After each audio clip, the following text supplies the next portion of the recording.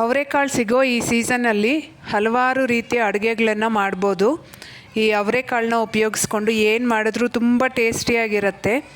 ಈ ಹಸಿ ಅವರೆಕಾಳಿಂದ ನಾನಿವತ್ತು ಸಾಂಬಾರನ್ನ ಯಾವ ರೀತಿ ಮಾಡೋದು ಅಂತ ತೋರಿಸ್ಕೊಡ್ತಾ ಇದ್ದೀನಿ. ಅದಕ್ಕೂ ಮುಂಚೆ ಯಾರೆಲ್ಲ ನನ್ನ ಚಾನಲ್ನ ಇನ್ನೂ ಸಬ್ಸ್ಕ್ರೈಬ್ ಮಾಡಿಲ್ವೋ ಸಬ್ಸ್ಕ್ರೈಬ್ ಮಾಡ್ಕೊಳ್ಳೋದನ್ನು ಮರಿಬೇಡಿ. ಮೊದಲಿಗೆ ಒಂದು ಕುಕ್ಕರ್ನ ಸ್ಟವ್ ಮೇಲೆ ಇಟ್ಕೊಂಡು ಒಂದು ಅರ್ಧ kg ಅವರೆಕಾಳನ್ನ ತೊಗೊಂಡಿದ್ದೀನಿ. ಹಾಗೆಯೇ 2 ಆಲೂಗಡ್ಡೆನ ಈ ರೀತಿ ದೊಡ್ಡದಾಗಿ ಕಟ್ ಮಾಡಿಕೊಂಡು ಹಾಕ್ಕೊತಾ ಇದ್ದೀನಿ. ಇಲ್ಲಿ ನೀವು ಬೇರೆ ತರಕಾರಿಗಳನ್ನ ಸಹ ಹಾಕ್ಕೋಬೋದು, ಬದನೆಕಾಯಿ, ಬೀನ್ಸ್ ಸಹ ಹಾಕ್ಕೋಬೋದು. ಈಗ ಕಾಳು ಬೇಯೋದಕ್ಕೆ ಬೇಕಾಗಿರೋಷ್ಟು ನೀರು ಹಾಕ್ಕೊಂಡು ಕುಕ್ಕರ್ ಮುಚ್ಚಳ ಮುಚ್ಚಿ ಇದನ್ನು 1 ವಿಷಲ್ ಕೂಗಿಸ್ಕೊಂಡ್ರೆ ಸಾಕಾಗತ್ತೆ. ಹಸಿ ಕಾಳಾಗಿರೋದ್ರಿಂದ ಬೇಗನೆ ಬೇಯುತ್ತೆ. ಈಗ ಇದಕ್ಕೊಂದು ಮಸಾಲೆ ರೆಡಿ ಮಾಡ್ಕೊಳ್ಳೋಣ. ಸ್ಟವ್ ಮೇಲೆ ಒಂದು ಬಾಣಲಿ ಇಟ್ಕೊಂಡು 1 ರಿಂದ 2 ಚಮಚ ಎಣ್ಣೆ ಹಾಕ್ಕೊಂಡು ಒಂದು ಅರ್ಧ ಸ್ಪೂನಷ್ಟು ಜೀರಿಗೆ ಹಾಕ್ಕೋಬೇಕು. ಹಾಗೆಯೇ 1 ಗಡ್ಡೆ ಬೆಳ್ಳುಳ್ಳಿ ಹಾಗೆ 1 ಈರುಳ್ಳಿನ ಈ ರೀತಿ ಕಟ್ ಮಾಡಿ ಹಾಕ್ಕೊಂಡು ಈರುಳ್ಳಿ ಟ್ರಾನ್ಸ್ಪರೆಂಟ್ ಆಗೋವರೆಗೂ ಚೆನ್ನಾಗಿ ಫ್ರೈ ಮಾಡ್ಕೋಬೇಕು.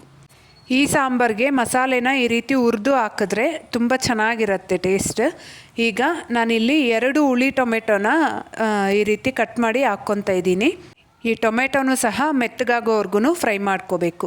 ಈಗ ಇದಕ್ಕೆ ಒಂದು ಸ್ವಲ್ಪ ಕೊತ್ತಂಬರಿ ಸೊಪ್ಪು ಹಾಗೂ 2 ಸ್ಪೂನಷ್ಟು ಹಸಿ ಕೊಬ್ಬರಿ ಹಾಕ್ಕೊತಾ ಇದ್ದೀನಿ. ಹಾಕ್ಕೊಂಡು ಇದೇನು ಉರಿಯೋದೆಲ್ಲ ಬೇಡ, ಸ್ಟವ್ ಆಫ್ ಮಾಡಿ ಇದೆಲ್ಲ ತಣ್ಣಗಾಗೋದಕ್ಕೆ ಬಿಡಬೇಕು. ಇಲ್ಲಿ ಹಸಿ ಕೊಬ್ಬರಿ ಇದಕ್ಕಿಂತ ಜಾಸ್ತಿ ಹಾಕೋಕ್ಕೆ ಹೋಗಬೇಡಿ, ಸಾಂಬಾರು ಟೇಸ್ಟ್ ಅಷ್ಟು ಚೆನ್ನಾಗಿರೋದಿಲ್ಲ. ನೋಡಿ, ಈಗ ಇನ್ನೊಂದು ಕಡೆ ನಾವು ಬೇಕಿಟ್ಟಿದ್ದ ಕಾಳು ಸಹ ಚೆನ್ನಾಗಿ ಬೆಂದಿದೆ. ಈಗ ಈ ಕಾಳನ್ನ ಒಂದು ಅರ್ಧ ಸೌಟಷ್ಟು ತೆಗೆದು ರುಬ್ಬೋದಕ್ಕೆ ಹಾಕ್ಕೋಬೇಕು. ಈ ರೀತಿ ಹಾಕ್ಕೊಳ್ಳೋದ್ರಿಂದ ಸಾಂಬಾರು ಹದ ಹಾಗೆಯೇ ಟೇಸ್ಟು ಸಹ ತುಂಬ ಚೆನ್ನಾಗಿ ಬರುತ್ತೆ. ಈಗ ನಾವು ಹುರಿದಿಟ್ಕೊಂಡಿರೋ ಅಂತಹ ಮಸಾಲೆ ಸಹ ತಣ್ಣಗಾಗಿದೆ, ಅದನ್ನು ಸಹ ಹಾಕ್ಕೋಬೇಕು. ಹಸಿ ಮಸಾಲೆ ಸಹ ಹಾಕಿ ಮಾಡ್ತಾರೆ, ಅದಕ್ಕಿಂತ ಈ ರೀತಿ ಒಂದು ಸರಿ ಟ್ರೈ ಮಾಡಿ ನೋಡಿ, ಟೇಸ್ಟ್ ತುಂಬ ಚೆನ್ನಾಗಿ ಬರುತ್ತೆ. ಈಗ ಇದಕ್ಕೆ ನಾನು ಮನೆಯಲ್ಲೇ ಮಾಡಿರೋಂತಹ 2 ಸ್ಪೂನಷ್ಟು ಸಾಂಬಾರು ಪುಡಿ ಹಾಕ್ಕೊತಾ ಇದ್ದೀನಿ. ಈ ಸಾಂಬಾರು ಪುಡಿಯಲ್ಲೇ ಖಾರ ಇರೋದ್ರಿಂದ ಎಕ್ಸ್ಟ್ರಾ ಖಾರ ಏನು ಸೇರಿಸ್ತಾ ಇಲ್ಲ. ಹಾಗೆಯೇ ಒಂದು ಅರ್ಧ ಸ್ಪೂನಷ್ಟು ಅರಿಶಿನ ಸೇರಿಸ್ಕೊಂಡು ಈ ರೀತಿ ಮಸಾಲೆನ ನುಣ್ಣಗೆ ರುಬ್ಕೋಬೇಕು. ಹಾಗೆಯೇ ನಾನಿಲ್ಲಿ 2 ದೊಡ್ಡ ಹುಳಿ ಟೊಮೆಟೊ ಯೂಸ್ ಮಾಡಿರೋದ್ರಿಂದ ಹುಣಸೆ ಹಣ್ಣೇನು ಹಾಕಿಲ್ಲ. ಹುಳಿ ಜಾಸ್ತಿ ಇಷ್ಟಪಡೋರಾದರೆ 1 ಪೀಸಷ್ಟು ಹುಣಸೆ ಹಣ್ಣು ಸಹ ಹಾಕ್ಕೋಬೋದು.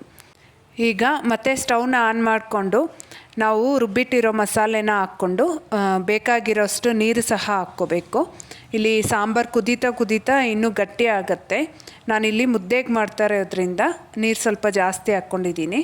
ಈಗ ರುಚಿಗೆ ಬೇಕಾಗಿರೋ ಅಷ್ಟು ಉಪ್ಪು ಸಹ ಹಾಕ್ಕೊಂಡು ಇದನ್ನು ಕುದಿಯೋದಕ್ಕೆ ಬಿಡಬೇಕು. ನಾವು ಈಗಾಗಲೇ ಮಸಾಲೆನ ಹುರಿದು ಹಾಕಿರೋದ್ರಿಂದ ತುಂಬ ಹೊತ್ತು ಕುದಿಸೋ ಅವಶ್ಯಕತೆ ಸಹ ಇಲ್ಲ. ಈ ನೊರೆ ಎಲ್ಲ ಕಡಿಮೆ ಆಗಿ ಸಾಂಬಾರು ಸ್ವಲ್ಪ ಗಟ್ಟಿಯಾಗತ್ತೆ, ಅಲ್ಲಿವರೆಗೂ ಕುದಿಸ್ಕೊಂಡ್ರೆ ಸಾಕಾಗತ್ತೆ. ಈ ಸಾಂಬಾರು ಕುದೀತಾ ಇದ್ರೇ ಒಂದು ಒಳ್ಳೆ ಘಮ ಬರ್ತಾ ಇರತ್ತೆ. ಒಂದು 10 ನಿಮಿಷ ಬೇಯಿಸ್ಕೊಂಡ್ರೆ ನೋಡಿ, ಸಾಂಬಾರು ಕರೆಕ್ಟಾಗಿ ರೆಡಿಯಾಗಿದೆ. ಕಾಳು ಸಹ ಪರ್ಫೆಕ್ಟಾಗಿ ಬೆಂದಿದೆ. ಈಗ ಇದಕ್ಕೆ ಒಂದು ಒಳ್ಳೆ ಒಗ್ಗರಣೆ ಕೊಡೋಣ. ಬಾಣಲಿಗೆ ಒಂದು 2 ಚಮಚ ಎಣ್ಣೆ ಹಾಕ್ಕೊಂಡು ಒಂದು ಸ್ವಲ್ಪ ಸಾಸಿವೆ ಹಾಕ್ಕೋಬೇಕು. ಸಾಸಿವೆ ಸಿಡಿದಾದ್ಮೇಲೆ ಒಂದು ಸ್ವಲ್ಪ ಕರಿಬೇವಿನ ಎಲೆ ಹಾಕ್ಕೊಂಡು ಇದಕ್ಕೆ ಒಂದು ಅರ್ಧ ಈರುಳ್ಳಿನ ಸಣ್ಣದಾಗಿ ಹೆಚ್ಕೊಂಡು ಒಗ್ಗರಣೆಗೆ ಹಾಕ್ಕೊಂಡ್ರೆ ಸಾಂಬಾರು ಟೇಸ್ಟು ತುಂಬ ಚೆನ್ನಾಗಿರುತ್ತೆ.